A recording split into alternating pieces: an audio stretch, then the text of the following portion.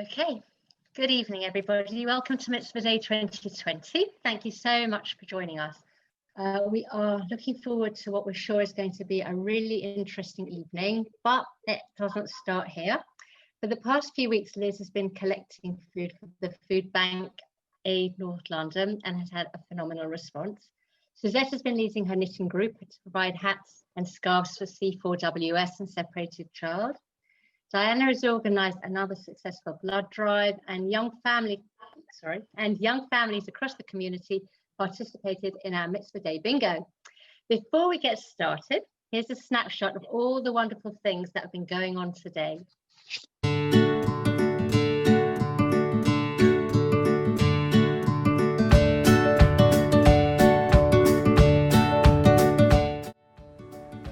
Welcome to Mitzvah Day 2020 Bake Off. Ready, steady, bake! And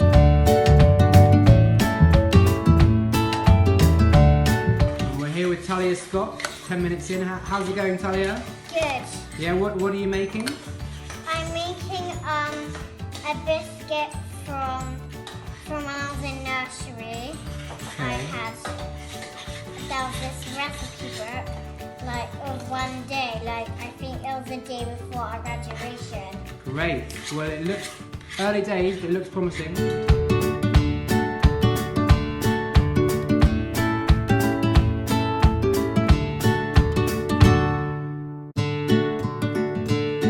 Excellent. Let's go over here. We've got another contestant, Ella Scott. Hello, Ella. How's it going? I think it's going pretty well. Yeah. What are you making? I'm making chocolate chip biscuits. Oh, lovely.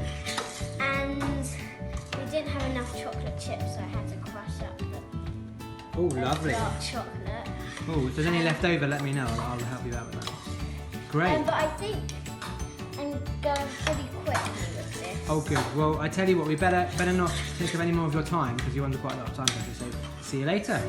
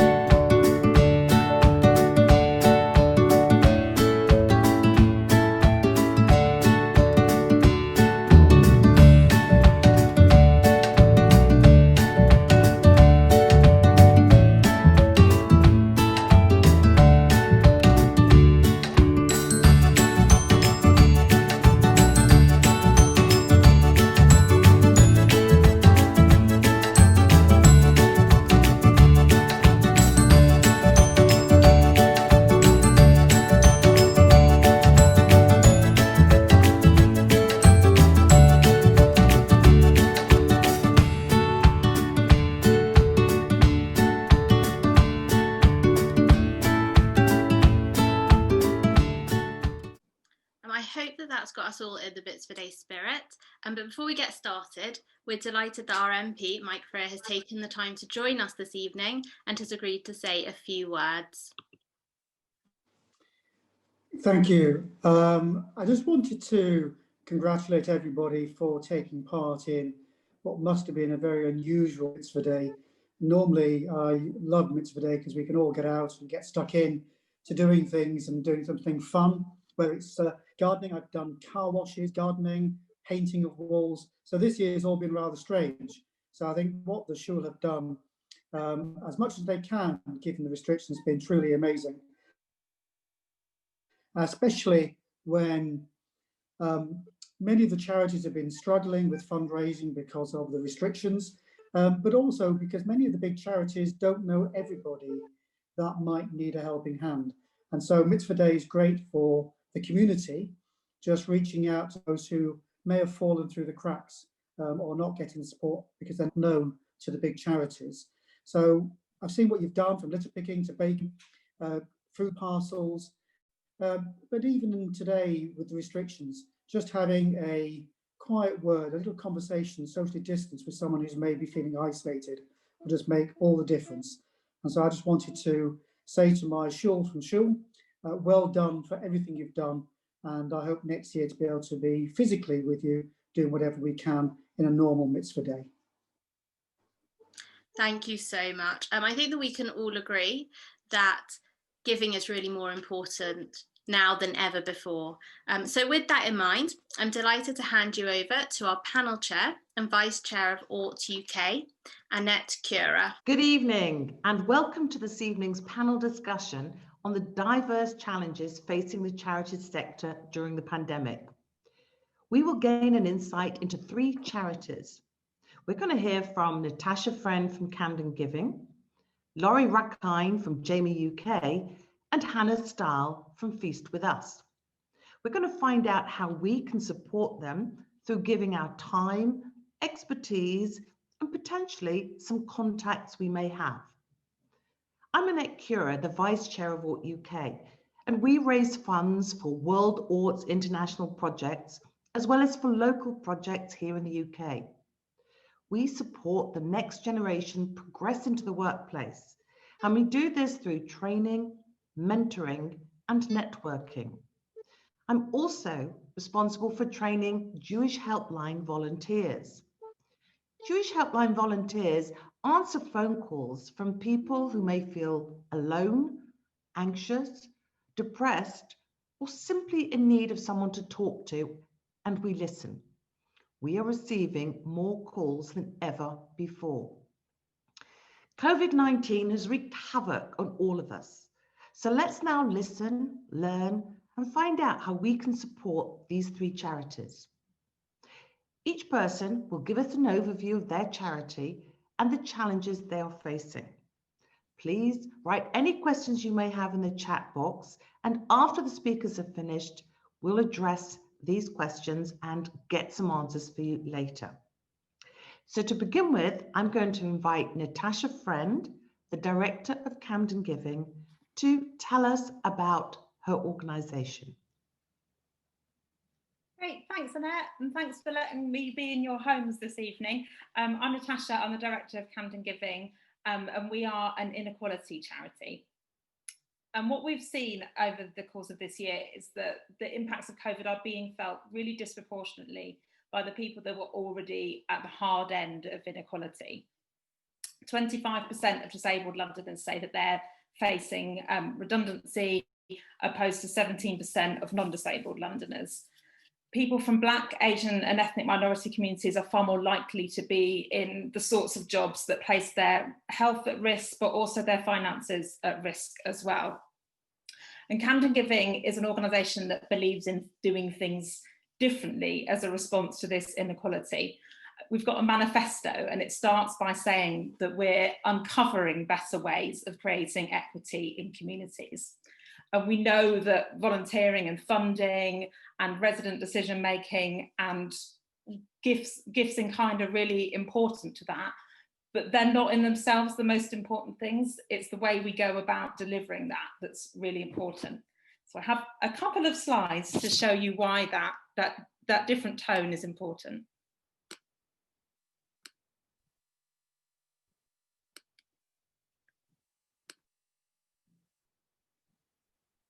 So, some charity geekery for you.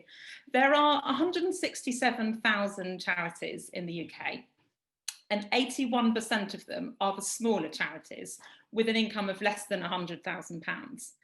Now, of that bulk of the charities, the ones that are smaller and have an income less than £100,000, they receive 4% of the income that's coming into the charitable sector.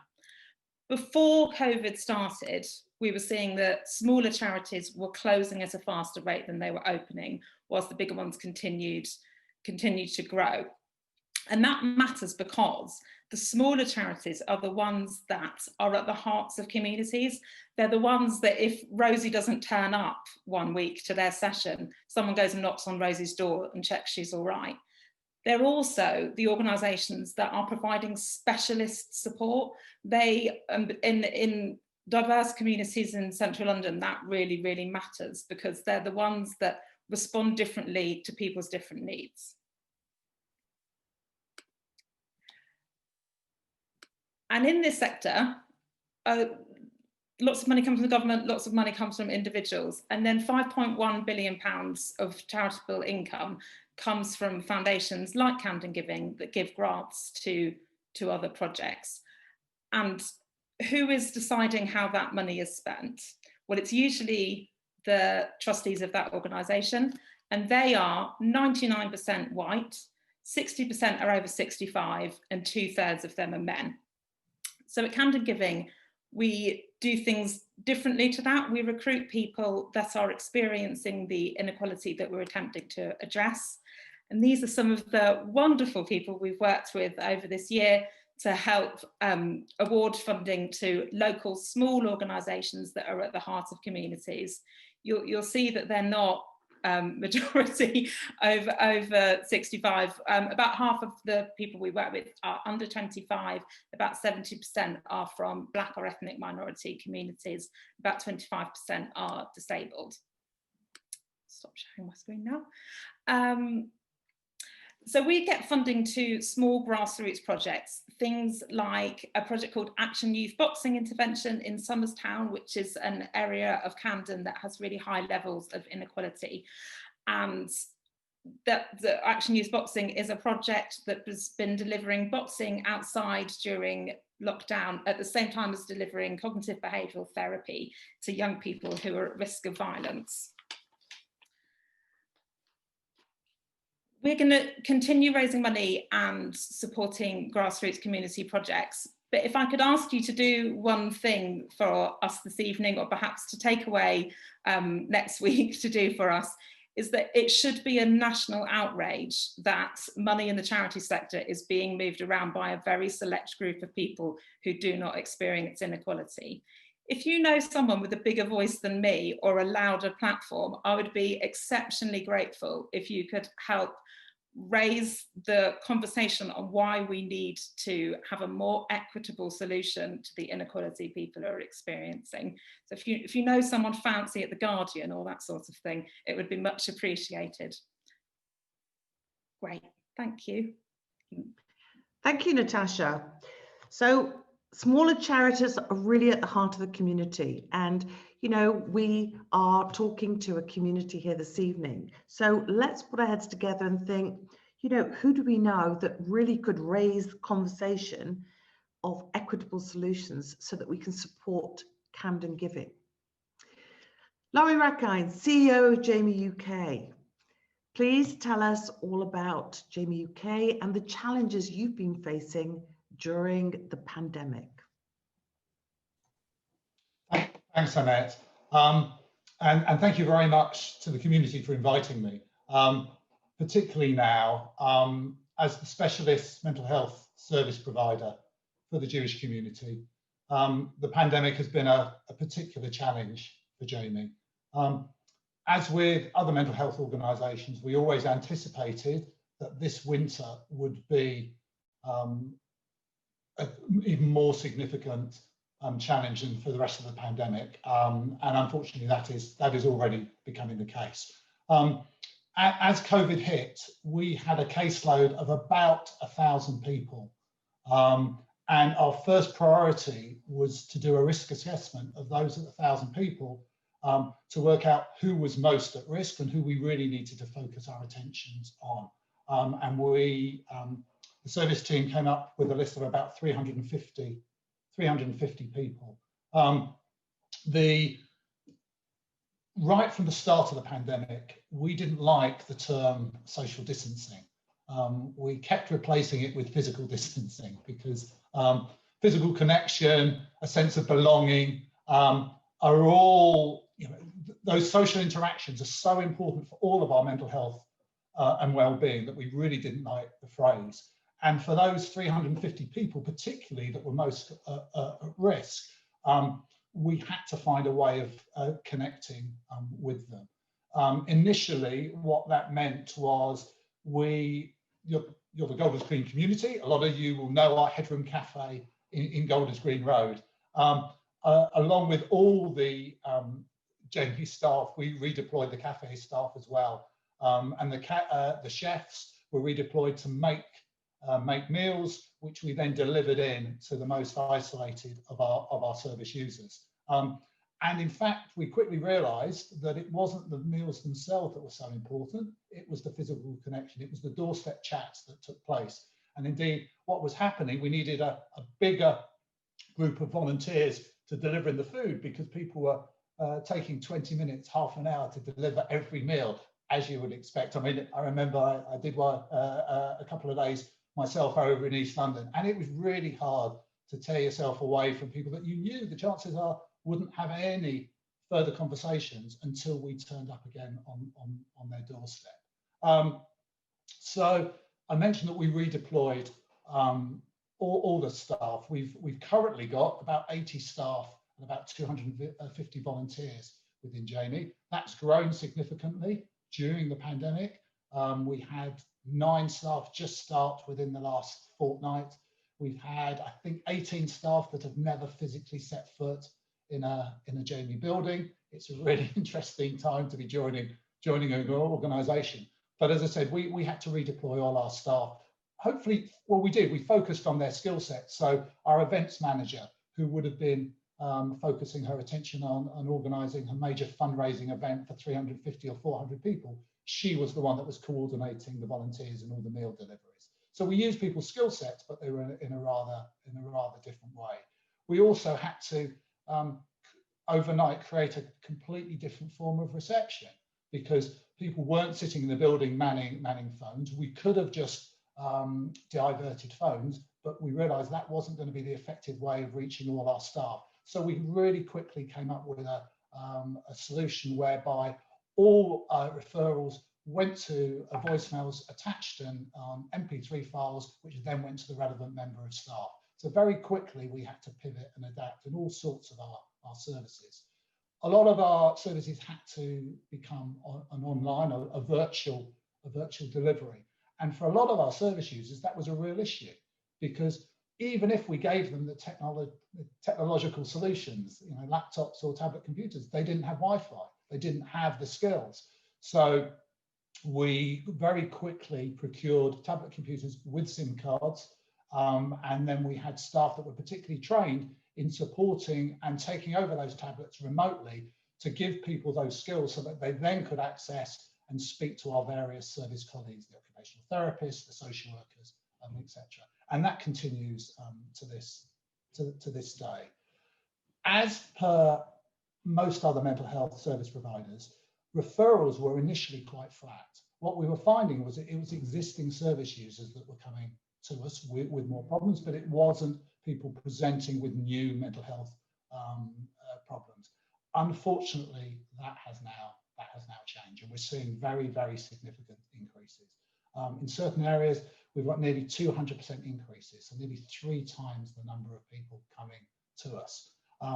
It varies in terms of where those spikes are, but we've seen particular spikes in carers and family members, in older adults, and in children and young people. So it's a real issue. Existing staff are doing 50% more interventions than they were doing prior to the pandemic. And as I mentioned, we've now recruited significantly a bigger staff team, which is a real problem because we're 100%, well, apologies, 99.2% voluntary funded organisation. So just the act of recruiting new staff has been a huge issue.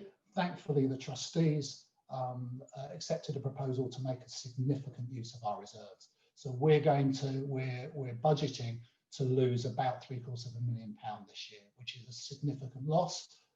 But the need is greater than ever, and I don't think we have any option.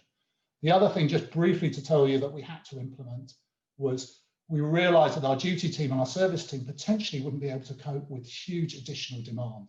So we've commissioned online counselling and mental health resources, an anonymous system that you can log in and book in counselling sessions and all sorts of mental health support there.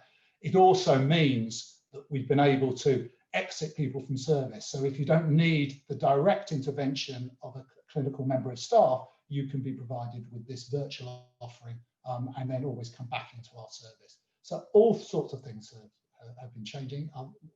Whistle-stop tour on some of the things we've been doing, but welcome the opportunity to discuss more of them with you later. Thank you, Laurie. And with a 200% increase in people coming to JAMI, it's important while recruiting volunteers that we all think about what transferable skills have we got? How can we support people so that people feel connected, they feel a sense of belonging? And, you know, we're going to hear from Laurie a little bit more later about specific support, but let's all think about how we can really reach out and connect to some of these people. Hannah Stahl is the founder and chairwoman of Feast. Welcome, and please tell us all about the charity that you founded. Thank you. Good evening. Thank you so much, Annette, for the warm introduction. And it's really lovely to meet Natasha and Laurie and hear about the really high impact work that you're doing. Feast is a small charity that, similarly to JAMI, has experienced a huge radical change and has adapted to the devastation that COVID has brought upon us. We collect surplus food and take it to homeless shelters, community centres and other centres that support vulnerable adults and vulnerable people now. Anyone suffering food poverty, and we cook the food pre-COVID collaboratively as a community alongside vulnerable adults. Now we provide a food service of parcels, and we take the food parcels to doorsteps in order to support people who are newly suffering food poverty in light of furlough or redundancy, families who may be struggling to support their kids now that they don't get free school meals, elderly and vulnerable groups who are having to shield or to remain at home and it's harder to get their food or cook it themselves. So we're providing support for a lot of the service users that may come through to JAMI's community as well. And it's really lovely to meet the Golders Green community now, because we are newly providing a 7-day service in Barnet in East Finchley in a residence called Camden House, where there are homeless men living there. It's a real privilege to work with such a diverse group of people, and it's actually remarkable and devastating that it is such a diverse group of people who are now suffering food poverty. And COVID has really shone a light on the suffering and the extent of it. I'll just share a few slides with you just to demonstrate some of the work we've been doing, and at such a rate as well. Let me just share this here. So I'll just briefly give you a very quick summary of what food poverty means. I'm a dietitian in my day job. I work in the NHS, and I see a lot of people who suffer the clinical term malnutrition, and that puts them at risk of adverse functional deficit, meaning that if they don't eat enough, they're going to have problems. They're not going to recover as quickly as somebody who isn't well fed or with a good nutrient reserve. And when we did our service evaluation last year, pre-COVID, we had a whopping 41% of people wanting to have further support from services like ours. And we're about to do a repeat service evaluation this year, and I'm sure the statistic will be much higher. Feast is all about feeding and empowering adults sustainably together. And I'm going to swap adults with all now, because we are supporting a whole plethora of individuals who are struggling to get food on the plate. We support vulnerable adults to access regular nutrition, and malnutrition prevention is one of our core mantras. Promote community cohesion and bring people together through the vehicle of food, and minimize food waste. So we use surplus food at every opportunity. the feast process is such that we collect the food, we take it to the centre, and then we parcel it up in times of COVID and deliver it door to door. And that is where the support of Gold is Green can really come in handy, is having people on hand to deliver these food parcels to people's homes directly. And with the support of other wonderful community-driven initiatives with their own fundraising support for us, we would be really grateful to hear if you have any ideas and work with us, but also with the support of foundations like Natasha's. Sorry, I'm trying to stop sharing my screen so that there we go. I hope I haven't run over my 7 minutes. Do I have any more time? Because I could wax lyrical about feast. Oh, sorry, Annette, I can't hear you.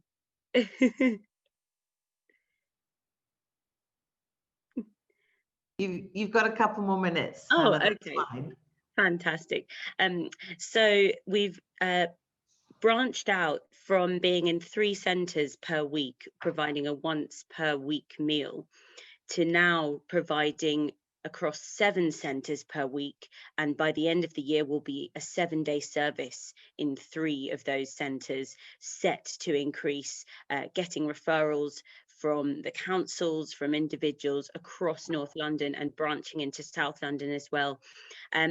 As Laurie alluded to, the enormous increase in output is huge. We've dipped into our reserves as well, not that we have very many at all. We're a very tiny charity with a low turnover. And we can see that we're tapping into a great gap in society that is now, I implore everybody to care about food poverty and to help charities like ours. We're not the only one. It doesn't matter what the name is, but if you can contribute to people not suffering food poverty, we would really appreciate your collaboration and partnership. We're at a point where we've had to employ more staff to coordinate our services, to make sure that it's efficient, that it's streamlined, that it's confidential. We're dealing with a very sensitive topic. People don't want to share that they are suffering food poverty. It's horrible to have to ask. So often it's a friend or a neighbour that's referring, it's the council that's referring, it's a homeless shelter, it's not the individual themselves. And at the moment, it's difficult to provide that community element where people might want to come and have a chat over a meal, obviously because of the restrictions of lockdown. So similar challenges to what Laurie was describing. So we would really love to send food parcels to your community, Laurie, if that's something that they need, if they're struggling with cooking. We're hoping in the new year to roll out a nutrition education programme to support the work we do, so that we're not just providing immediate food relief by means of a food parcel, but actually lasting nutrition education to help them make savvy budget choices that are also healthy and support their nutritional status going forward. So we're open to any support that the Gold is Green community can share with us, whether that's monetary or whether it's in kind, being a driver, collecting extra Tupperware boxes for us to parcel things into. We regularly collect takeaway boxes and yogurt pots to put the food into, and we obviously have a lot of hygiene practice around that. But we would love for you to visit our website, and you can directly volunteer in the way that you want to if you look at the volunteer tab. Thank you, Hannah. So again, you know, massive impact on that the pandemic has had. They've had to make radical changes. Everyone has had to adapt to the devastating situation that the community finds themselves in. So we really need to dig deep. We're not specifically looking for funds because everyone's looking for funds. So we feel that you can give of your time, your expertise, transferable skills, and really help each one of these organizations. Now, it would be great for you to think of some questions. We've got some in the chat box already. While I ask each of these wonderfully inspirational and dynamic people who set up and run these charities to maybe tell us about a specific project that they're working on, or they really want extra support. And people like you who are listening could offer that support right now. So I'm going to come back to Natasha. I know you talked about a shop for food, and one of your people who set up, which I think is phenomenal, a shop, a space where you could mend bikes. So Natasha, please tell us a little bit more about that fascinating project that has come up and is a positive thing to focus on as a result of the pandemic.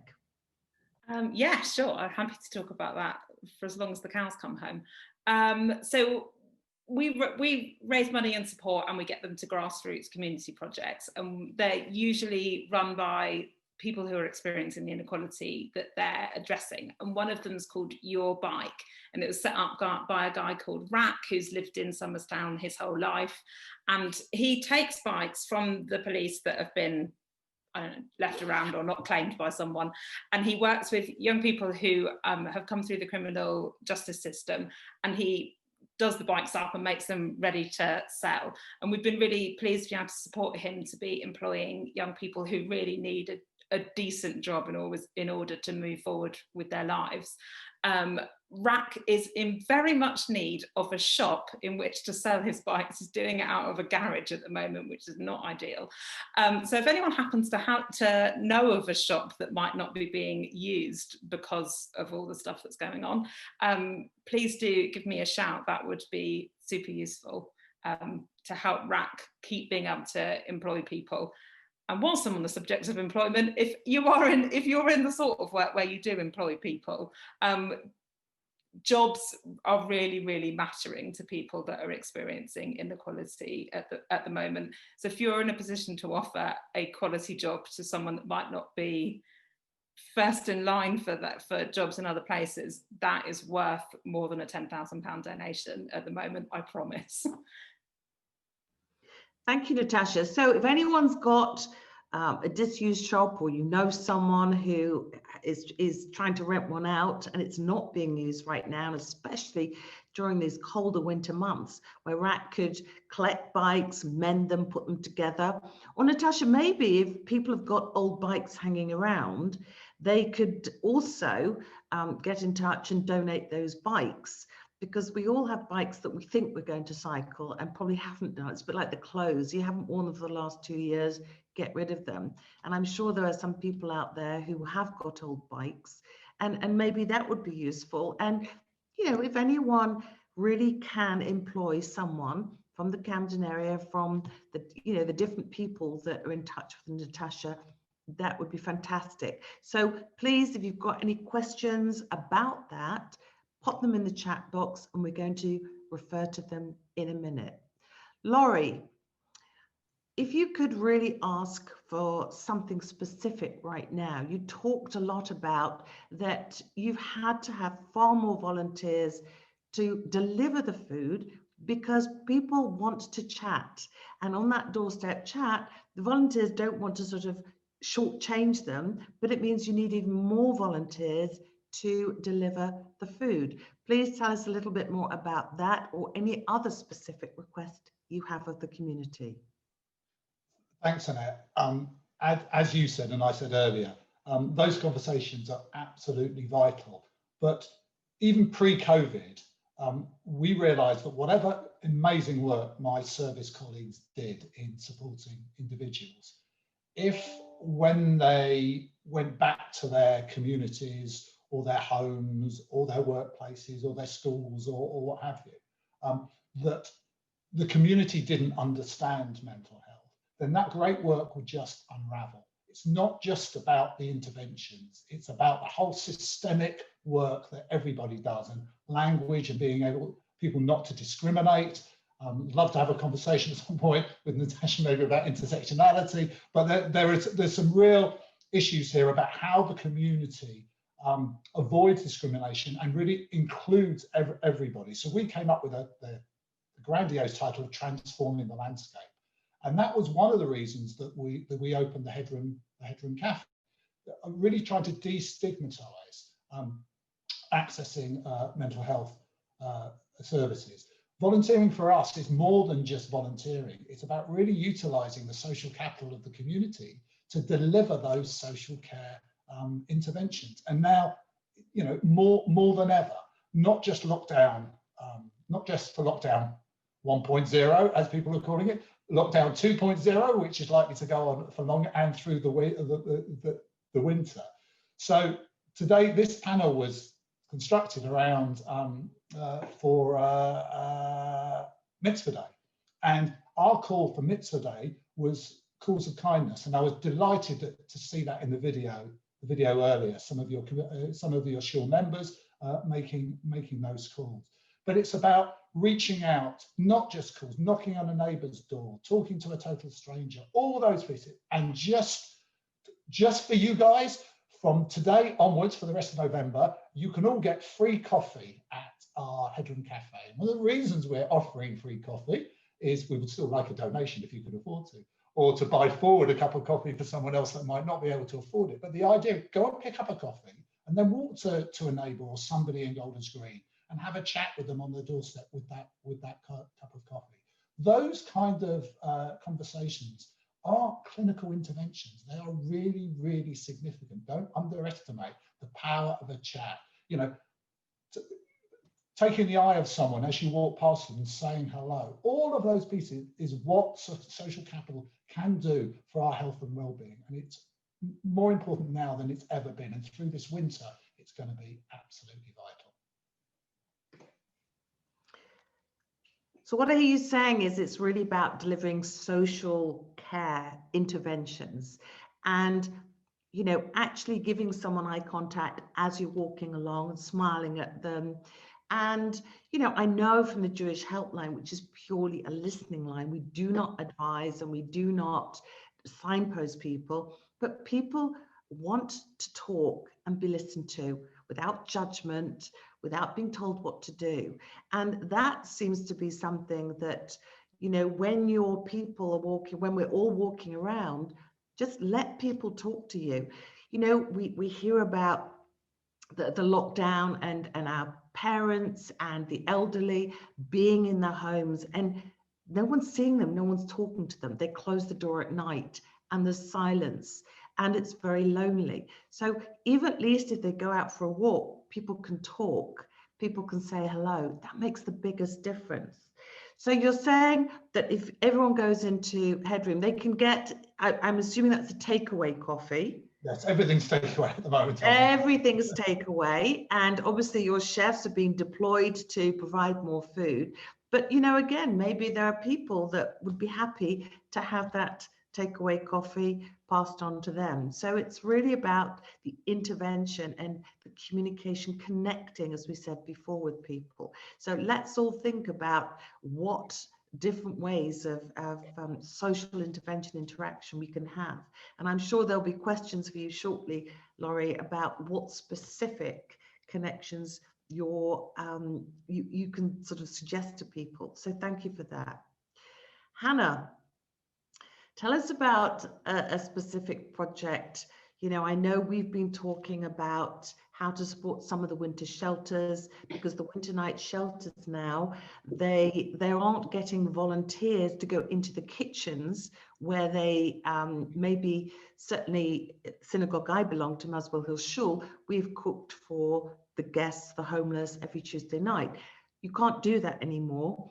And where the guests are staying, there are small kitchens. So it's not so easy for people to cook for a few people in the kitchens. So tell us a little bit more about your project in Stroud Green and what other sorts of venues you'd be looking for going forward. Thank you, Annette. Yes, over the winter months, as Laurie mentioned, it's a pretty tough time for people in terms of mental well-being, and food is a big part of that, and people's relationships with food can really suffer. So we will be setting up new projects across Barnet and Haringey, and I mentioned before that we are now newly in Camden House, which is a residence in East Finchley, just near the North Circular. And we will be needing drivers and Tupperware boxes and people to distribute food parcels from the JW3, where we will be cooking food in Camden across to Barnet, and we'll also be cooking from Stroud Green, which is a residence in Haringey. So we'll also need drivers to collect food parcels from there to take to this new 7-day service in East Finchley. We would really appreciate if you reached out to us, if you can collect Tupperwares yourselves, anything like a hummus pot, a yogurt pot that has a sturdy lid, a takeaway box, any of those soup containers. They are all really valuable and helpful to us because we really don't have the funds to buy those plastics, and we don't want to bring more plastic into the world. So if you can collect those and save them from the recycle bin and help them to be repurposed with us, that would be fantastic. The other appeal today, not just for the drivers, not just for the plastic containers, is actually to join us at our first ever Ready Steady feast. We're going to be welcoming vulnerable adults and community members like yourselves to join us in a feast style cook up at home, so that you can get a flavour of how feast works normally, and also upskill yourself, maybe if you don't know how to cook the particular recipe that we'll be giving to you. So please go on our website and click on that event and join us that night. It's a sliding scale, so you can donate for the ticket as you can afford, and we will be sharing with you some handy tips about how to cook frugally and healthily from home with limited resources. So drivers and schleppers, plastic containers, and sign up to Ready Steady Feast. We'd love to see you there. Thank you. Hannah, just let us know, when is Ready Steady Feast? I mean, this Ready Steady, we've got a Ready Steady cook-off following us this evening. So it's obviously something that really engages everybody, and we're looking forward to that in 10-15 minutes. What date is your Ready Steady Feast, Hannah? It's on the 26th of November, so it's a couple of weeks from now at 6 p.m. And you'll get the link as soon as you've donated for a ticket. Thank you very much. So the 26th of November, 6 o'clock, we can really take some tips about how to cook frugally, nutritionally, healthily, and that would be really, really beneficial to all of us. And, you know, we're all buying those Yarden hummus pots, baba ganoush, whatever it is. You know, we are really trying to be good. We're into the circular economy. So let's keep those, and, you know, Feast with Us could really benefit, because all this food has got to be packaged up, and it's got to be packaged up safely. Hannah, where can people drop these plastic containers off at? So if you visit the website and you click the Get Involved tab, then you'll see there's at the bottom Tupperware collection, and then you can sign there with your details of where you are, and then we can make it work for you. So we'll do a bespoke thing depending on where you are, because there might be a shelter that's nearest to you, or it might be that one of our volunteers can collect it. It just depends. You might want to collect across the street. Somebody's just mentioned that Hope is collecting from Golders Green, so we have received lots from Hope. Thank you very much. If anyone else wants to collect more Tupperwares and give them to Hope and we pick them up from her, that's fine. Or if you want to take it directly to one of our shelters, you can also do that. Fantastic. And all the websites will be included on an email that will be sent out afterwards. So don't worry about not being able to sign up. All the information will be on the website. We've got a few questions in the chat box now. Natasha, someone has said that an orange bike was left in their street. It's been there for 3 weeks. And this person has noticed it's actually been moved to some waste bins in the block of flats. It might have been rented or a community bike. What should we do? Should they bring it to you and you'll look into it, or is that one best left where it is? Well, no. Let's have a chat outside of this call. I think, and we'll see if it's something Rat can go and pick up. That would be great. Thank you very much. Let's not let it go to waste if it can be used. And so anyone that's got anything to do with bikes, if they've got a bike, if they've got parts of a bike, whatever it is, then they can get in touch with you at Natasha at camdengiving.org.uk. And again, all this information will be included on an email. Laurie, people are really struggling with the second lockdown, somehow more than the first. What tips and techniques can you share with everyone about how to start a conversation with someone who maybe doesn't want to talk, but they're really struggling with the current situation? I take issue with you that people don't want to talk, because in the main they really do. And I think almost anything starts a conversation, almost anything. And so I think the most important thing is not to assume anything about anybody. So the person that you think has got a huge network and they're connected with loads of people, that might not be the case. So, you know, spoke about earlier about neighbours, people in the street, people you haven't spoken to in a while, and maybe just people you remember being the life and soul of the party, and you think, well, they're not going to need a call from them. Pick up the phone. It's you know, I make a particular effort, the whole of my family does, as I'm sure many of you do. If I see someone outside a supermarket or begging on the street or whatever, the worst you can do for any of those people is to ignore. And a lot of people do that, they'll avert their eyes. Have a conversation, just say hi, even if you don't offer anything. Just say hi. There's nothing more disheartening than to feel that everybody is avoiding you. So you're right, it's going to be, it's likely to be a really tough winter, but there was some really positive stuff that came out of lockdown one. And one of the unfortunate things is that we've almost forgotten some of the positive stuff, and the fact that we really felt empowered as a community to be doing all sorts of things in the first lockdown. We've got to bring some of that back. I think that there was an element of almost wartime spirit that everybody was coming to that has been lost. And we spoke about society resetting itself and really focusing on the important things. And I think a lot of people have forgotten that. So I would say just put in that call. I mentioned the coffees. The other thing, my colleagues will really have a go at me if I don't plug this as well. We're one of the things we're doing on our social enterprise teams. We're selling Hanukkah boxes, and the Hanukkah boxes we do various versions. One for a family, one for a couple, and then separate ones for kids. There are all sorts of things in there: donuts and dreidels and candles and mini bagels.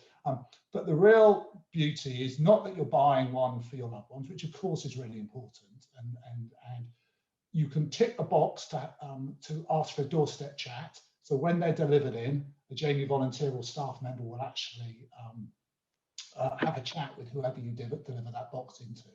But also you'll be paying forward for us to supply another box to a service user, an isolated member of the community who wouldn't even have anybody that would have bought a box for them.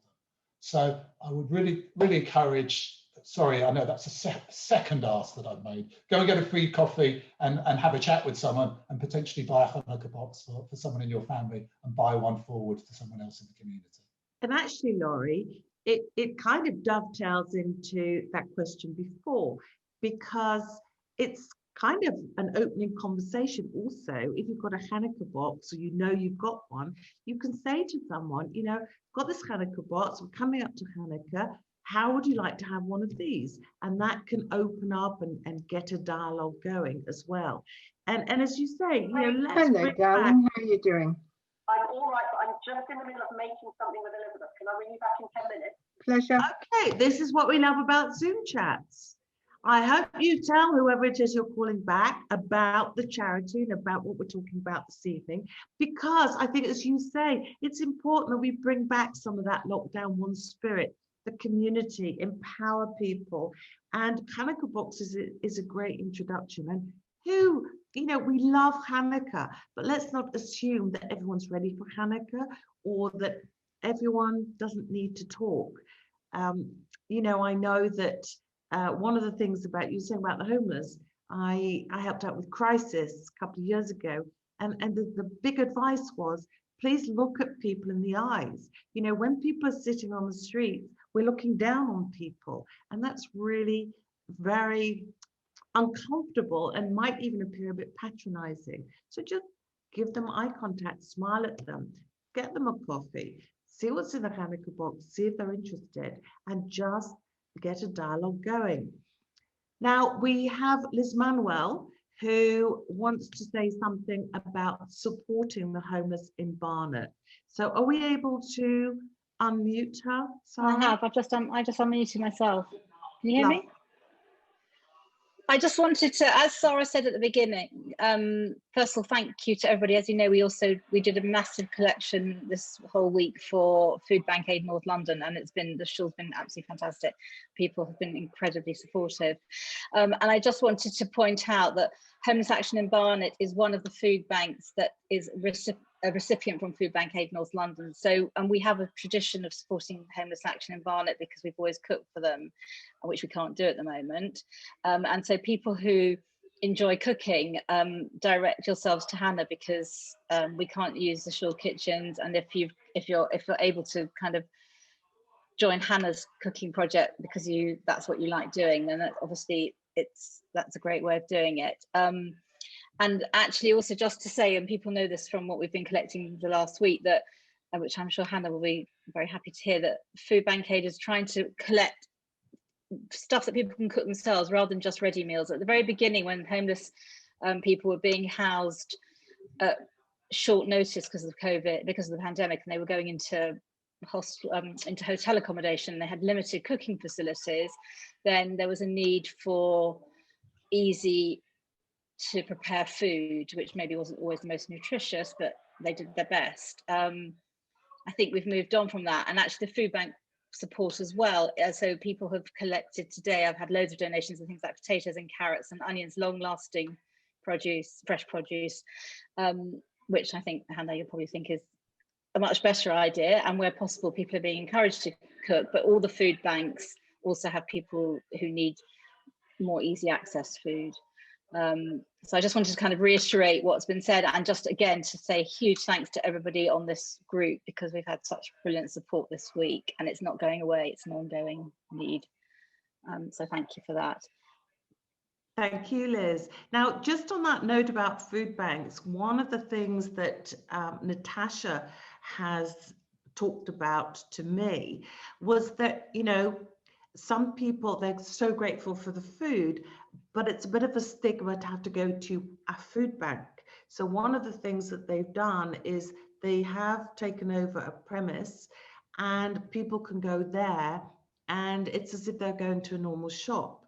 Now, there might be someone out there who knows or has a vacant premises, not just for the bikes, but also so that they can set up the food and people can go to the shop rather than the food bank. Natasha, do you want to tell us a little bit more about this and what your requirements could be? Yeah, I feel slightly embarrassed talking about food poverty in front of Hannah, who's obviously an expert on it. But one of the things we've supported is a project called Urban Community Projects, and they work with young people who are not in education or training to provide a food bank. But they were very aware of that stigma of no one really wants to be in a position where they have to go and ask for a food and then get it in a bag. And I although it's not so fun anymore, but I really like traipsing around a supermarket and being like, oh, that looks fun, I might try that at home. So they've set up, and it's just going to open this week, they've set up a shop that is a food bank in Somerstown, so people can come in and shop normally, but obviously they're not paying at the end, they're being given it because that support is needed. But it's a more dignified way of providing support for people that are in need of that are experiencing food poverty. So we're very excited for the opening this week. Hannah, if you don't know them already, I'd love to connect you. They're doing brilliant things for young people who need that engagement and find that difficult to get, but also brilliant things supporting families in a really dignified solution. So I'm really pleased that we've been able to support them. It would be lovely to be linked with them. Oh, sorry, Annette. No, I was going to say, Hannah, can you tell us a little bit more about some of the retailers and the Felix project as well that are very, very supportive of what you're doing? Yeah, so we receive surplus food from a variety of partners. The Felix Project is a new partnership during lockdown, and we actually ran a very tight ship from the Oxo Tower in the height of the pandemic when they had shut down, and the Felix Project were delivering to us there. And it was a really amazing machine in Southwark and Lambeth. We also work with local supermarkets. Our flagship is Sainsbury's, but we also receive from Aldi and Lidl. They're connected to, so the ones on Kilburn High Street, the Gales in West Hampstead, formerly with Belsize Park Gales, various local chains and supermarkets, and then also Edible London, who are based in Haringey, and they're a farm. They're like an urban fruit and veg farm, and also City Harvest, who are another food distributor who do very similar important work to the Felix Project, and they're primarily North London based. So Natasha, you may have come across them, the City Harvest, because they do a lot of Camden focused outreach deliveries. So we have many partners, and we use the food that we're given on the day. We don't store anything on site for hygiene purposes, but also because we want to give the food to people who need it, not for it to sit in a freezer somewhere. So we also do give out, sometimes we give out raw fresh veg as well as a cooked meal, depending on what the individual wants and what's appropriate for the site that we're in. So if we're in the hostels, they sometimes can take more fruit and veg from us straight off, and the staff can help us to deliver it. Whereas in other centres where Camden Council have referred people to us, and we're doing doorstep deliveries, we'll get in touch with them specifically to see if they want extra of this or less of that. Thank you so much. So what we're all hearing is that, especially as it's Mitzvah Day, it's not just about the money, the funds. We know that every charity has really struggled because there just isn't the donation of funds that there has been. We've heard this evening from Natasha, Laurie and Hannah how important that physical connection, physical contact, closeness is. We've heard about the need to be able to chat to people. If you're delivering food on the doorstep, to be able to have those contacts. We've heard that, you know, people are being entrepreneurial about setting up a place to mend bikes, and kids' bikes, adult bikes, parts of bikes, all really, really useful. So really, really want to thank you. We have run out of time. There's still more questions, but please know that you will receive an email with everyone's contact details, websites. So please go to the website, follow up so that Natasha, Laurie and Hannah can connect with you. And now I'm going to pass back to Sarah, because it's the fun element of the evening where we're going to participate by observing with two fabulous chefs on a sustainable, ready, steady cook-off. Thank you so much for your engagement on this panel discussion. Thank you so much. Thank you, Annette. Thank you to our panel. That was a really interesting look at what charities need right now and what we can do as individuals and what we can do as a community. There was a lot mentioned about food poverty, and with that in mind, we decided for a bit of fun, we would pit Lewis against Sam, Rabbi Sam, and we are going to have a sustainable cook-off Avi and I went earlier. We delivered a bag of food to both of them. They've not been allowed to look at it. And I think any moment now they're going to be able to open their bag, see what's there and see what they can do with it. So thank you very much indeed, everybody.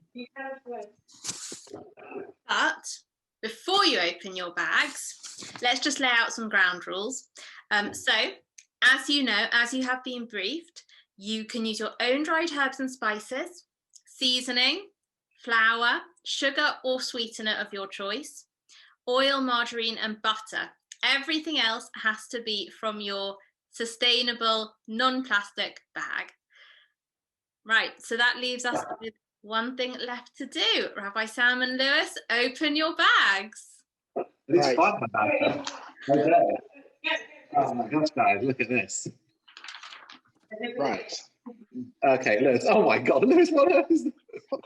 Where's the normal food? What of that is this? I guess that's a. Okay, I've got a. Whatever the hell that is. You've only got 20 minutes. I've only got 20 minutes. You haven't started your 20 minutes just yet. So in it, you'll find a courgette, a parsnip, 2 carrots, 2 potatoes, some fresh ginger, 2 apples, 2 pears, a tin of chickpeas, eggs, an onion, and an orange. We bought as much as we could that's been locally grown, and it all came plastic free. So, I'm going to get my phone at the ready. I have no idea what to cook with this. I mean, let's be honest, there's nothing very exciting in chickpeas. Okay, yeah, everyone likes the chickpeas. Would anyone like a hard-boiled egg? You have 20 minutes starting now. All right, so I guess with all of these things, you can get Spanish omelette out of that, maybe? So, you could try. Manage with some scrambled eggs and a courgette. Do they have to use all the ingredients, Abby? Absolutely not. And if people want to put down in the comments what they would make. Oh, if people would like to tell me what they would make. We've got we should definitely play this game on here. We've got a really interesting way of doing this here. Lewis, how are you doing with your potatoes? Sam, we're struggling to hear you. You struggling to hear me? Yeah. Okay, well, I'm on my phone. Is that maybe I'll move around a little bit more? You can come closer. I'll move that. A bit closer. Oh, yeah, okay, that's also good. I can video you. Yeah, okay, maybe Natasha's going to follow me around instead of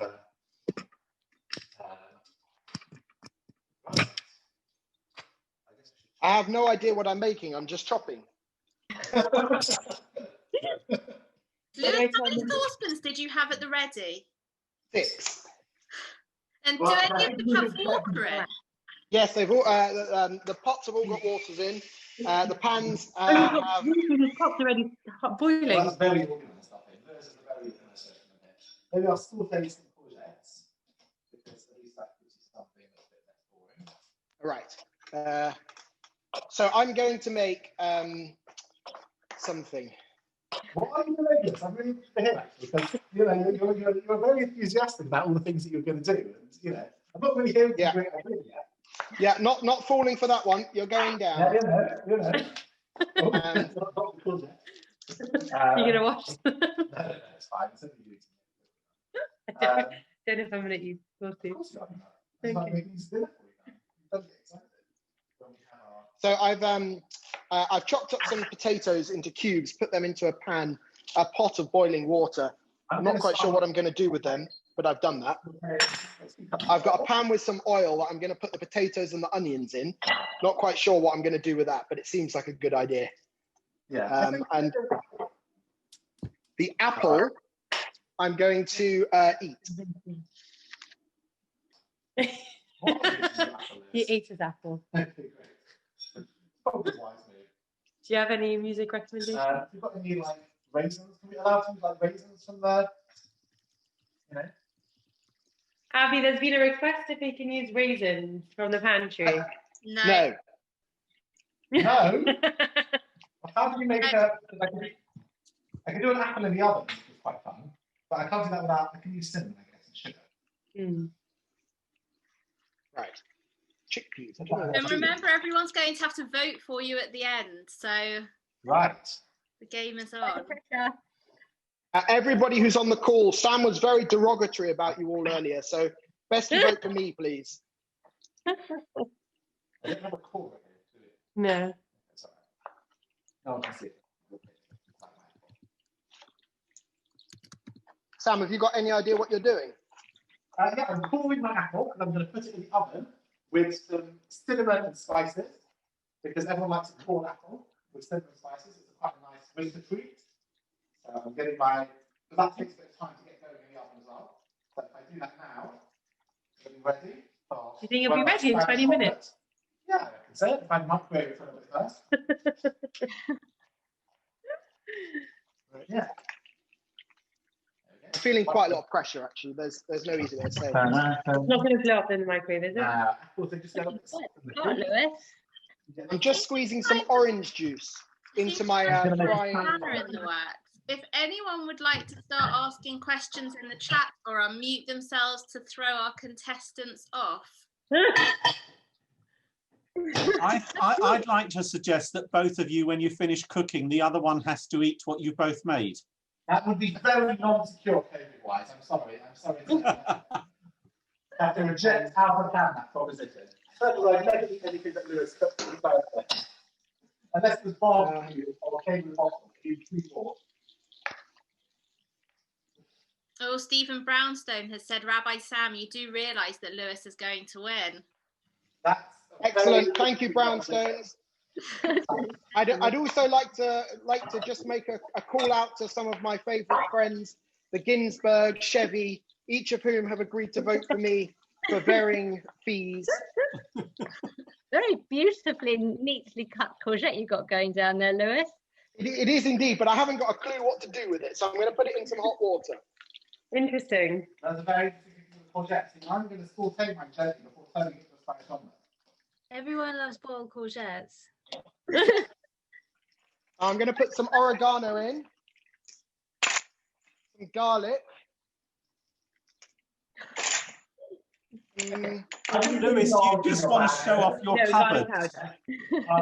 Garlic powder. Am I allowed some garlic? Am I allowed some fresh garlic? Is that kind of spice? No, I think she said dried herbs and spices. You can use dried herbs and spices. Okay, great.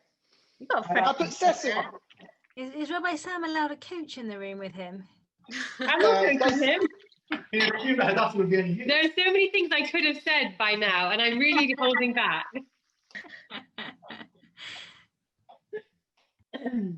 How do you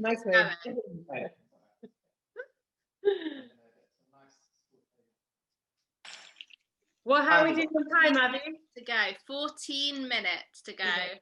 I'm going to do a countdown timer for you so you can see.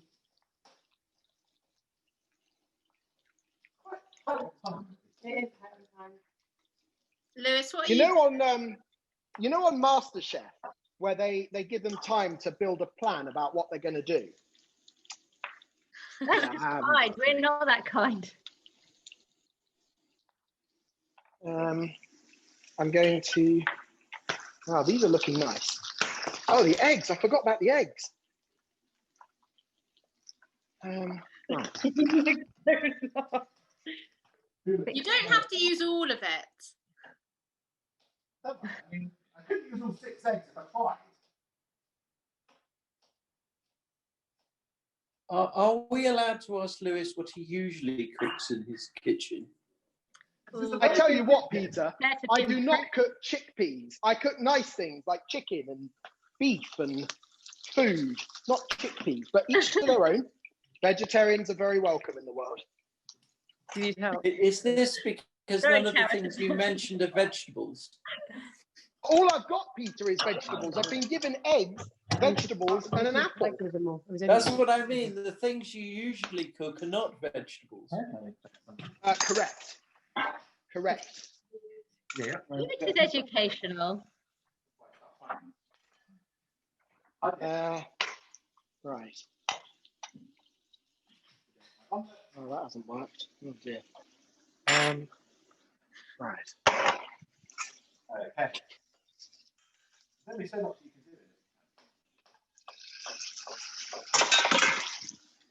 do. So that's come along quite nicely, actually. I've got a plan here now. What's your plan, Lewis? I'm excited. I'm not. So I've got I've fried some onions and some potato slices, and I'm going to make that into a Spanish omelette. Oh, and then I'm going to have. Who's this Spanish omelette? And then I'm going to have 3 different types of mash going beside it, which is going to be a.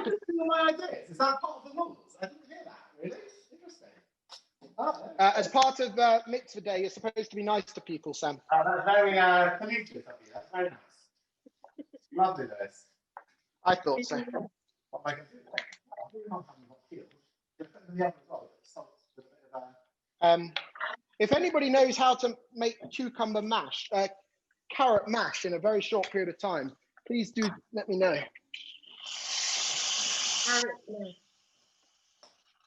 No, you mustn't help him. Are you allowed to use your microwave?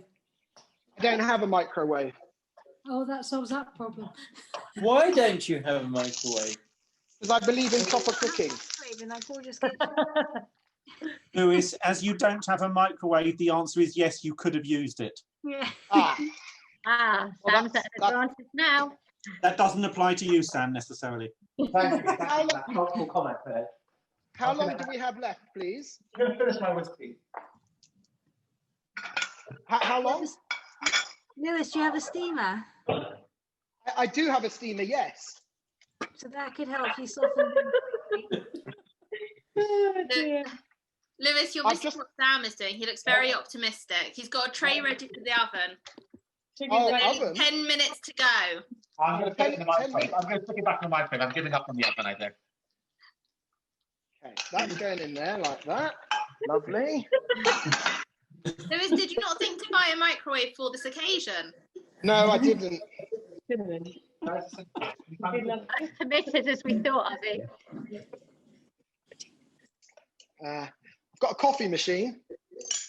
Not much use. No, this is. I've got the wrong pan here. Wrong pan.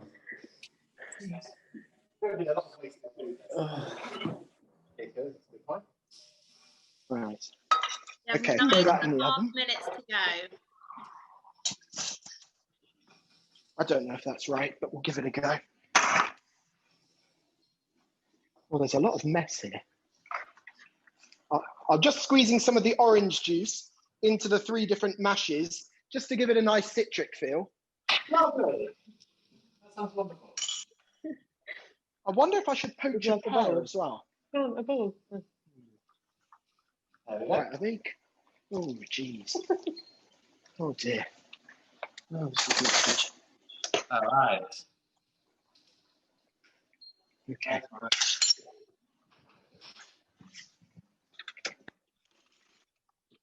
It'll be frozen again.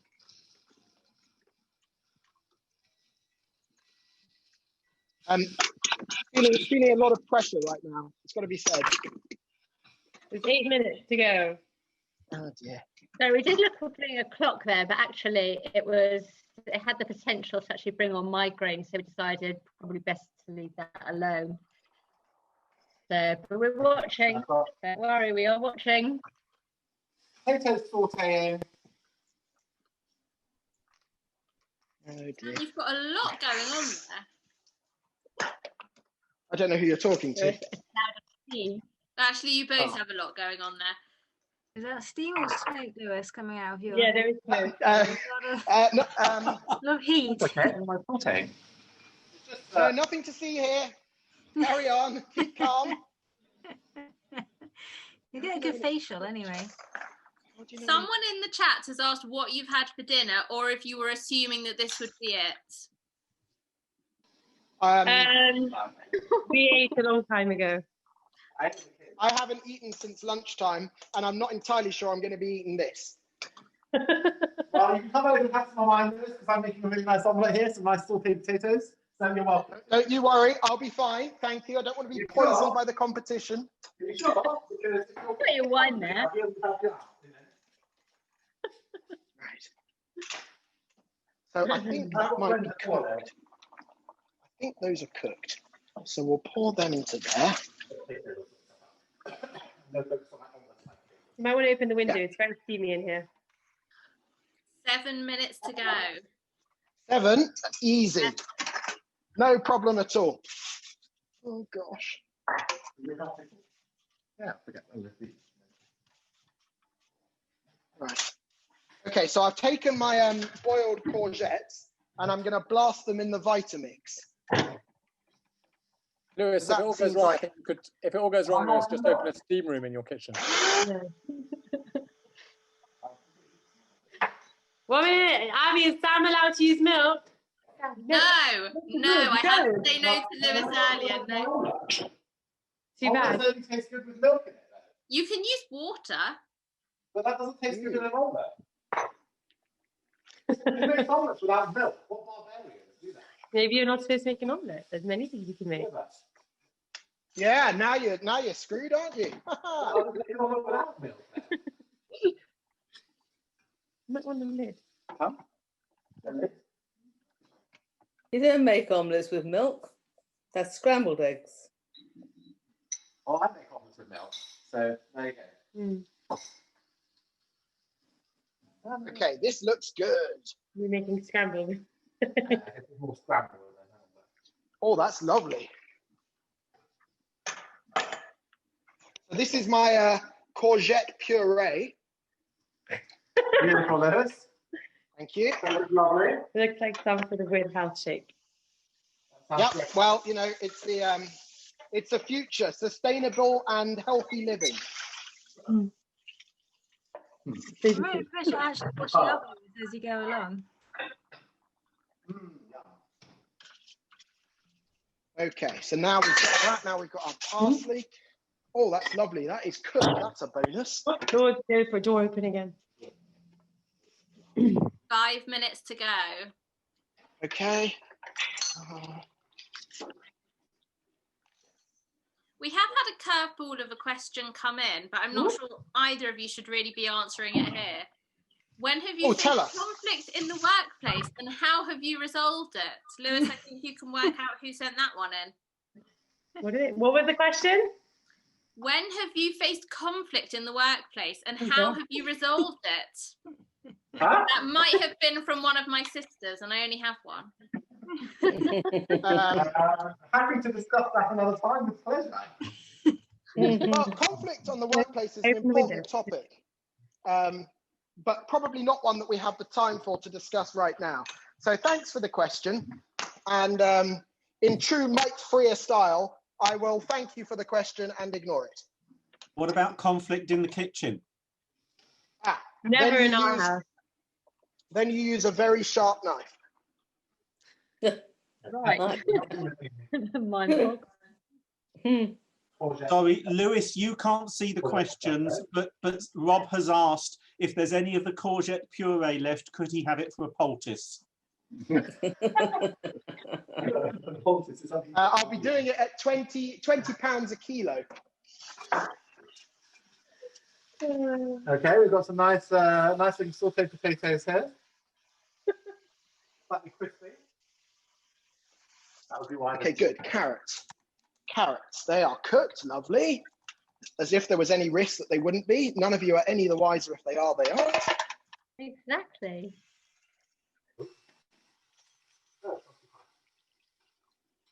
Okay. All right. That in there. I think honestly. driver, pick it up and bring it round here. We can judge it on merit.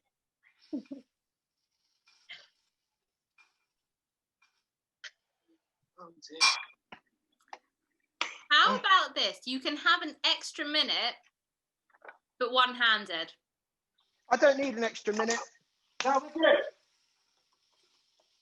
Under control. In which case you have 2.5 minutes to go. Perfect. Well, I was awarded my first Michelin star in 2003. It was at the the Golders Green Synagogue Youth Club.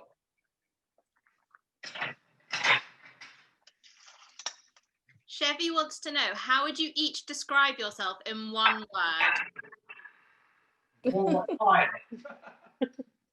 I would say a chef. Words. Can we describe each other in one word? Yeah, you can do that as well.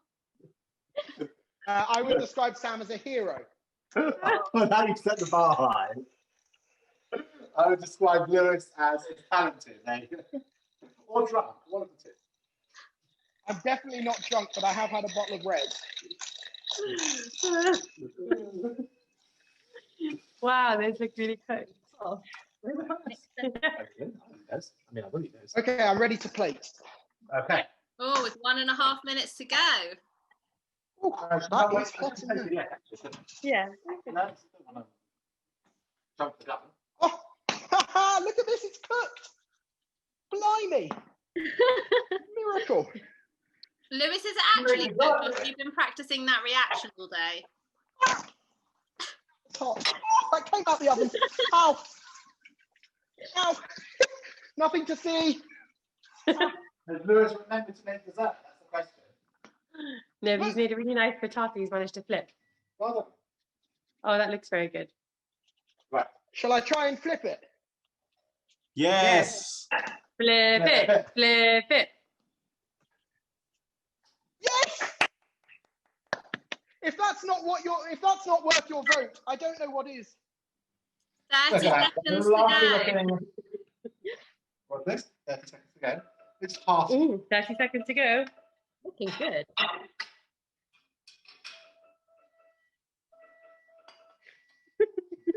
Do you have one score for the food and one score for the acting? Yeah, there we go. Look at that. No pizza. That was like a nice party meal. 10, 9, 8, 7, 3, 2, 1. Voila! Lewis. Very good. We have a. Yeah. So should I talk you through the creation here? We've got a scrambled eggs with onion and courgette, with some sauteed potatoes and some neatly chopped carrots, alongside an apple that's been cooked with sugar and cinnamon to really bring out those winter notes of a warm, of a cold evening. Do you want to try some, darling? I've made for you. Well, I think I've burnt my hand, but we'll forget about that bit because I'm just going to run my hand under some cold water. I think you lose points for that, but no, it's all good. I've made for you a Spanish omelette frittata with a trio of parsnip, carrot, and potato mash. Shh, it's not mush. served delicately with a courgette jus. It's horrible. Well, everyone will be. And for dessert, sorry, for dessert, an apple. Right, can you please vote now? God, I actually do this. Excellent. You're looking for the word Lewis. Lewis, how much have you been bribing people? What's more, I'm going to commit by actually eating some of mine. I dare to see Lewis try that. I'm going to try it. I'm just running my hand under cold water again. Because it really does hurt quite a lot, actually. This is very used to our meal, actually. This is probably how Sam does anyways, cook normally food in general. Right, so the mashed potato. How are your apples? That's so nice, it's actually the parsnip. The mashed potato. Oh, it's beautiful. And the carrots. You cooked it. Beautiful texture. Lovely texture of carrot. Right, when you can actually judge your own food. You've got a nice. Hold on. And what you've got here. Stealing my idea. What you've got there, ladies and gentlemen, is a perfect piece of Spanish omelette.